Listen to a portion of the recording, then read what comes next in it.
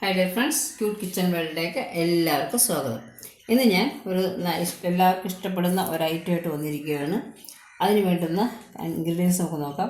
ഒരു ഏത്തങ്കായുണ്ട്. ഇത് 2 വലിയ ചേമ്പാണ്. കണ്ടിച്ചേമ്പ് എന്ന് പറയും, പാൽച്ചേമ്പ് എന്ന് പറയും. പല സ്ഥലത്ത് പല പേര് പറയും. അറിയാമല്ലോ, ഈ ചേമ്പ് വലുത്. ഇത് വറുക്കുകയൊക്കെ ചെയ്യും. നല്ല രസമാണ്. ഇത് വെറുതെ പുഴുങ്ങി തിന്നാനും കൊള്ളാം. ഒരു കഷ്ണം ചേനയുണ്ട്, 2 വെളുത്തുള്ളിയുണ്ട്, ഒരു പകുതി മുറി തേങ്ങ. ഇത്രയാണ് നമുക്ക് വേണ്ടത്. ബാക്കി കാണാം. നമ്മൾ കായൊക്കെ മുറിക്കുമ്പോഴേ വലിയ കഷ്ണമായിട്ട് മുറിക്കണം.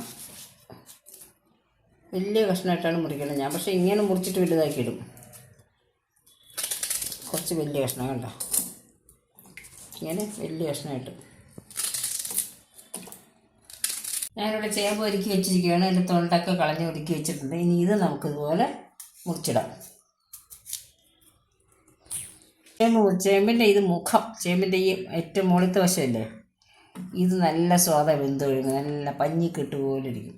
അപ്പോൾ ഇത് നമുക്ക് വലിയ കഷ്ണമായിട്ടാണ് മുറിച്ചിടുകയാണ് ഞാൻ.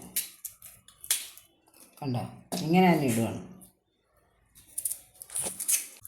ഞാൻ അതിനകത്തെ കഷ്ണങ്ങളെല്ലാം കൂടെ ഞാൻ കുക്കറിലിട്ട് പെട്ടെന്ന് വേവാൻ വേണ്ടി. അതിലേക്ക് ആവശ്യത്തിന് മഞ്ഞൾ, ഒരു 1/4 ടീസ്പൂൺ മഞ്ഞൾ ഇട്ടിട്ടുണ്ട്. ഇനി നമുക്ക് ഇതിൻ്റെ മുകളിൽ നിറച്ച് വെള്ളം ഒഴിക്കാം. ഇതിൻ്റെ മീതെ നിൽക്കുന്ന രീതിയിൽ വെള്ളം വെച്ചിട്ടുണ്ട്. ഇത് വേവാനുള്ള വെള്ളം. നമുക്കിത് അടുപ്പത്തിട്ട് വയ്ക്കാം.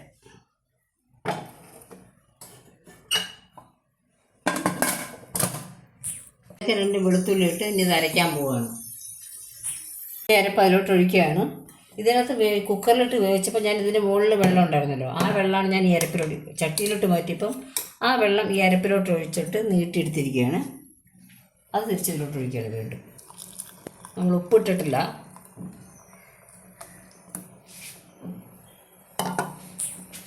ഇത് തിളച്ച് വരട്ടെ, നമുക്ക് ഉപ്പിടാം.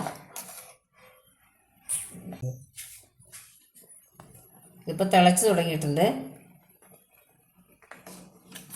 ചട്ടി ചെറിയ ചട്ടി ഏതുണ്ടായിരുന്നു, നിറഞ്ഞിരിക്കുക. പിന്നെ വലിയ പടാഹം ചട്ടിയാണ്, അപ്പോൾ അതിന് ഞാൻ കുറച്ച് ചട്ടി എടുത്തത്. നമുക്കിതിലേക്ക് ഉപ്പിടാം, ആവശ്യത്തിനുള്ള ഉപ്പ്. ഇത് കല്ലുപ്പ് പൊടിച്ചതാണ്. വെറും പൊടിയുപ്പാണെങ്കിൽ നമ്മളത് സൂക്ഷിച്ചിടണം, അതിനകത്ത് എല്ലാം കാണും. നന്നായിട്ട് തിളക്കട്ടെ.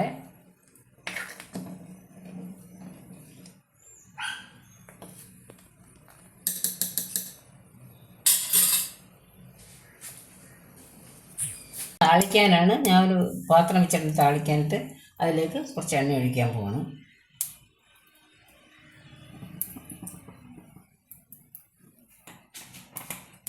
ചൂടാവട്ടെ. അല്പം കടുകിടാം.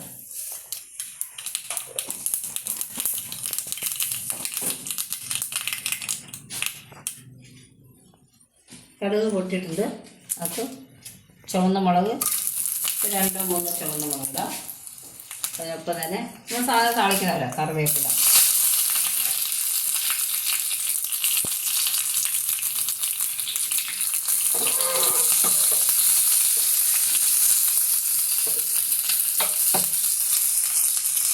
ഇതൊക്കെ ഇട്ട് കൊടുക്കുകയാണ്. ഇത്രയുള്ളൂ സംഭവം.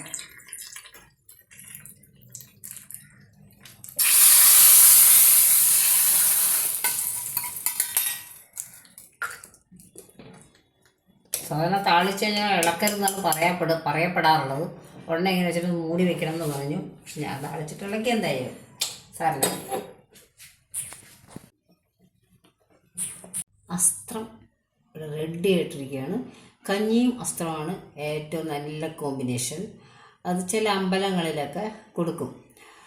അതുകൊണ്ട് ഇങ്ങോട്ട്, അത് തിരുവനന്തപുരം ഭാഗത്തൊക്കെ കൊടുക്കുന്ന കഞ്ഞിയുടെ കൂടെ കൊടുക്കുന്നത് പുഴുക്ക് എന്നാണ് പറയുന്നത്. പുഴുക്കാണോ, എരിശ്ശേരിയാണ്. കഞ്ഞിയും എരിശ്ശേരിയാണ് ഇവിടെ സാധാരണ കൊടുക്കാറ്. അമ്പലങ്ങളിൽ കഞ്ഞിയുടെ കൂടെ കൊടുക്കുന്നത്. കുറച്ച് അങ്ങോട്ട് മാറിക്കഴിഞ്ഞാൽ മാറിയത് അസ്ത്രവും കഞ്ഞിയാണ്.